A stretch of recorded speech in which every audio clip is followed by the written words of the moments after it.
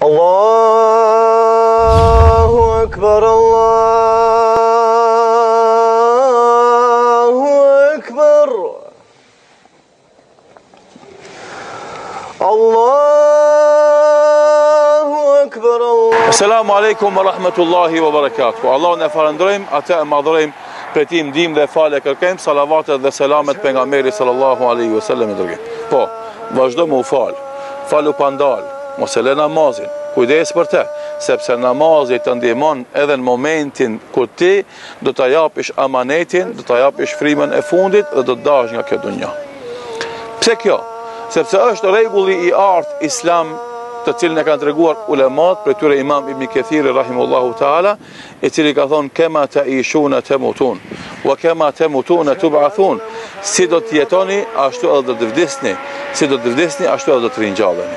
Njeriu i cili ka qenë i kujdesshëm për namaz, e ka falë namazin rregullisht, ka marr abdest, i ka përvjel krahat, është dalë nga puna, është dalë nga mësimi, është dalë nga angazhimi, është dalë nga loja dhe dëfrimi. Pse?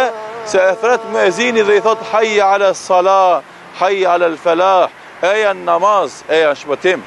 Ky njeri që jeton me këtë breng, jeton me këtë preokupim, jeton me këtë gajle, pa dyshim se Allahu Dhu Xhelal do t'ja mëson që edhe fundin ta ketë në namaz.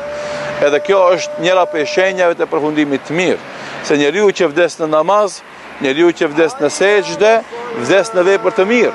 E pejgamberi sallallahu alaihi wasallam në shumë hadithe të tjera ka treguar se njeriu që vdes në vepër të mirë, kjo është argument se ai shkon te Allahu te rahmeti i tij, i falën mëkatet dhe është rob i pranuar te Allahu Dhul Xhelal. Kjo është një. E dyta, njeriu i cili vazhdimisht është i lidhur për namaz, i lidhur për xhami, i lidhur për abdest, ai njeriu nuk ka frikë prej vdekjes. Ashtu siç ndodh me shumë djem dhe vajza, shpeshherë ndodh i sulmon shejtani me vezvesën dhe frikën e vdekjes. A thu vallë kur do të vdes? Ndoshta nesër vdes, ndoshta pas një ore vdes. Edhe ai i bëhet obsesion dhe ai nuk bëhet rahat. Kjo me ka ndodhur me atë njeri i cili nuk falet rregullisht, me atë njeri i cili nuk merr abdest rregullisht, me atë njeri që ka leju që në mendjen dhe zemrën e tij të bën fole shejtani, e t'i jep vezvese dhe cytje vazhdimisht, e ta frigon mes tjera edhe me vdekje. Dhe si djem të ri dhe vajza na shpesh shohim që e kanë frikë, obsesion vdekjen dhe mendojnë se çdo çast do të vdesin. Edhe ata pastaj sëmuen psikikisht, ndoshta edhe disa prej tyre u rritet kjo smundje, e shkojnë shtëpi të njerëzve me smundje mendore, apo dikush merr medikamente të rënda të qetësimit psikik. Në këtyre u themi fale namazin, merr abdestin, kujdes për namazin, do të rahatohesh psikikisht, nuk do të kesh këtë problem. Pse? Se ti kur të lidhesh namaz Allahu Akbar, do të shkputesh nga dunjaja, do të lidhesh me Allahun Dhu Xhelal.